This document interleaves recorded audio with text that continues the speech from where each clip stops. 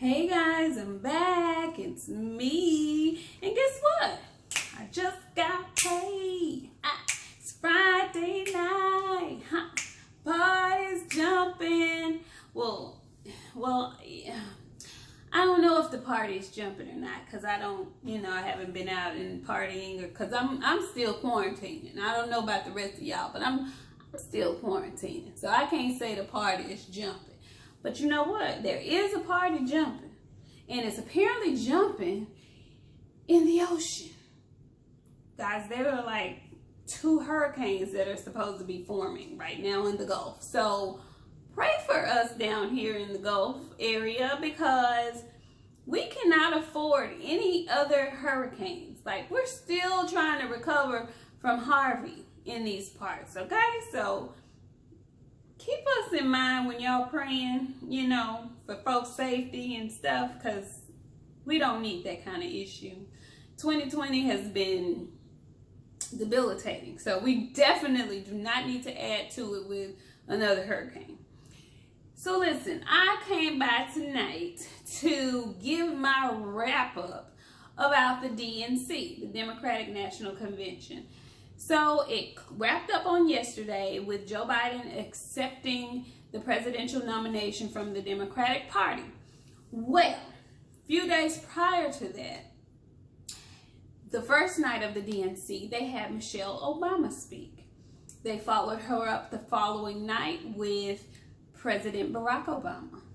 Then Kamala Harris accepted her vice president nomination.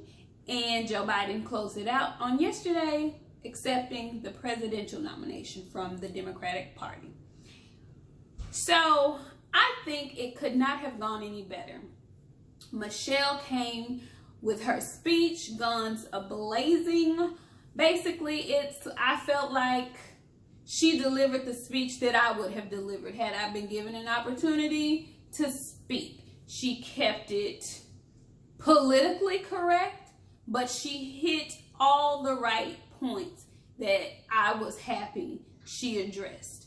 I believe her and her husband, Barack, decided to, do and say what Joe and Kamala really couldn't, not at this juncture in the race.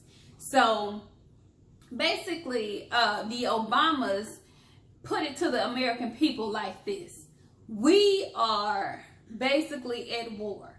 And I don't know if you guys know the movie Ghost, but I remember when Whoopi Goldberg told Molly, who was the girlfriend or wife of Patrick Swayze of Ghost, she goes, "Molly girl, you in trouble." And that's basically what Barack and Michelle told the American people. Y'all are in trouble if y'all decide to stay at home and not vote, or if you decide to go to the polls and vote for 45 yet again. We are in trouble. This man has shown time and time again that he is nothing he's nothing. Basically, he's nothing. And he definitely isn't capable of holding the position of president. So Barack, I don't think I've ever seen him in this rare form. I think all of the hate that he's received from 45 over these last 4 years, he decided that he would basically come for his head in that speech. Y'all know my dog. He heard something.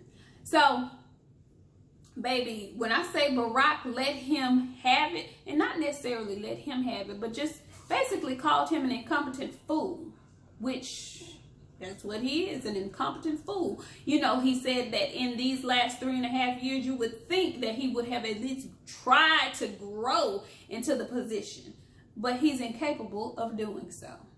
Bloop. I was like, tell him, Barack.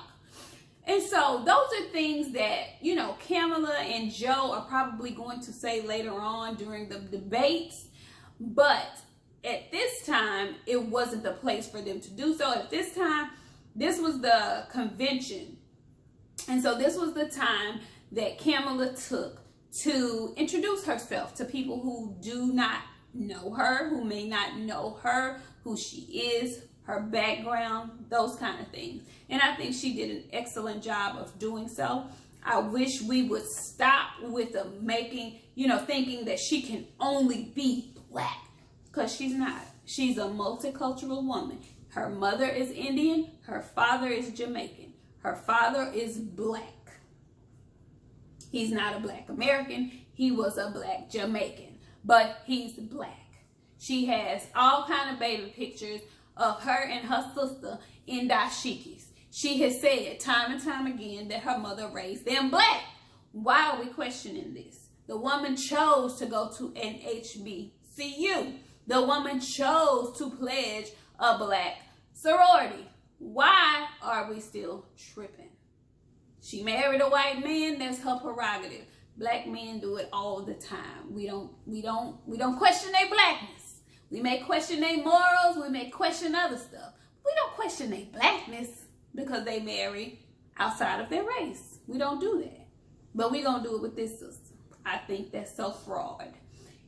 Anyway, she had an excellent speech. She shared with the world who she is. She was gracious in doing so. Keep in mind, whether or not we in the black community decide if she's not black enough, everybody else has decided that she's black. So she has a very, very, very tricky line that she has to walk. So I think she did an excellent job with her speech. Now, Joe came last night, and I actually listened to Joe's speech today. Joe's kind of boring, which I expected, I think they wanted to reel him in because sometimes Joe can go off the rails when he is, freestyling. If he's doing an interview or something like that, he may say some old foolishness like he's done time and time again. And I don't know if you guys have seen, but Trump Cheeto 45 has put out a few ads about Biden, and they are scathing. Really, they are. But the crazy thing is, it's not an opinion-based ad. These are all Joe's own words that have been used against him, which is very smart on the part of 45. Needless to say, I think this is going to get extremely ugly, extremely messy by November. But I am hoping, praying, and wishing everybody gets their behind up, goes to the poll, and votes. I can't tell people who to vote for. All I can say is that I do not want to spend another 4 years under the current administration. So you take that for whatever you want to take it for. Moving along, so tonight I'm looking at the Mavs are playing the Clippers, and it looks like the Clippers came to play tonight. They, the series was tied up. I really think the Clippers should have been down 2-0, whatever the case may be. But the Lakers won last night, so they tied their series up 1-1. And Utah is beating up on Denver. Mike Conley came back tonight. And, Denver might lose this series.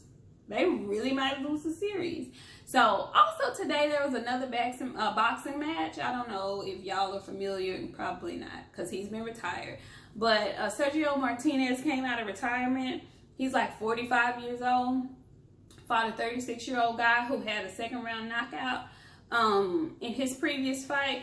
But Jose looked decent. Now, I hope that, Jose ain't taking no extra supplements. But Jose looked really good. He took some punishment, but he ended up stopping the fight, I want to say in the 7th or 8th round. He stopped his opponent. So, that was interesting. Tomorrow, Sean Porter has a match. Sean Porter is fighting. Dillian White is fighting. And Katie, what is her name? Katie Taylor is fighting tomorrow. So I'll be tuned into that. But what I wanted to get into and close with is a Houston hottie named Meg the Stallion. So yesterday, Meg took to Instagram Live to talk about the incident with her and Tory Lanez. And I just think it's so messed up how people are really like coming for her. I mean, mad at her, thinking either she's lying or thinking if she's not lying, why it take her so long to say, why she didn't name him immediately. But can we just, we are so rotten and spoiled on having information as soon as it happens. That's the issue I have with social media and the internet. News now, it turns over so fast. It turns over so fast. And people think they're supposed to know information immediately. Y'all, we're not. First of all, it's not your business, number one. Second of all, why have you decided to completely engulf yourself in somebody else's business? I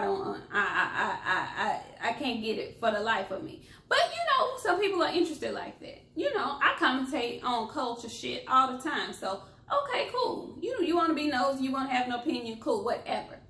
But how did it go from that to that be lying? She's so-and-so this, she's so-and-so that. Because if it was me, I would have done this and da-da-da-da-da. Because if you get shot, da-da-da-da. Like, everybody has an opinion about what she should have done. You don't know what you would have done in that situation. I've never been shot. So that's something I cannot say what I would have done. It's some things you can speculate how you may behave. That's not one of them things. You don't know how you would react. You don't. So she was fed up with all the accusations. She decided to get on live and tell what she wanted to tell. We still don't know what the argument was about. We still don't know. And Tory Lanez has yet to say a mumbling word. Now, we always say what we could and what we should and what we would have done. If you were innocent and somebody says you did something to them, would you not come out and say, no, I didn't? We've not heard a thing from Tory Lanez. All we know is that he was arrested for having possession of a handgun. That's what we do know for sure. What we do know for sure is that she was shot in her foot. That's what we do know. So can we pump our brakes? Calling this girl all kind of liars and snitches and da-da-da-da-da and da-da-da-da-da-da.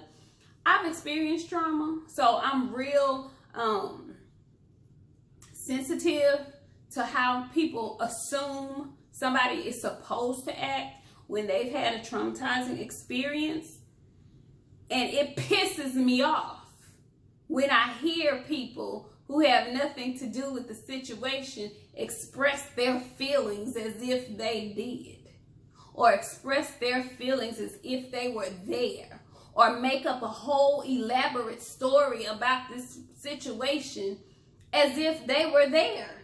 Sit y'all's motherfucking ass down somewhere and let the shit play out, please. Excuse me, mama, if you're watching this. I've been drinking Tanqueray 10, so don't hear that part, mama. Let this girl in this whole situation play itself out. Okay? All right, y'all. Have a great weekend, and I'll see you all on Monday. Mwah.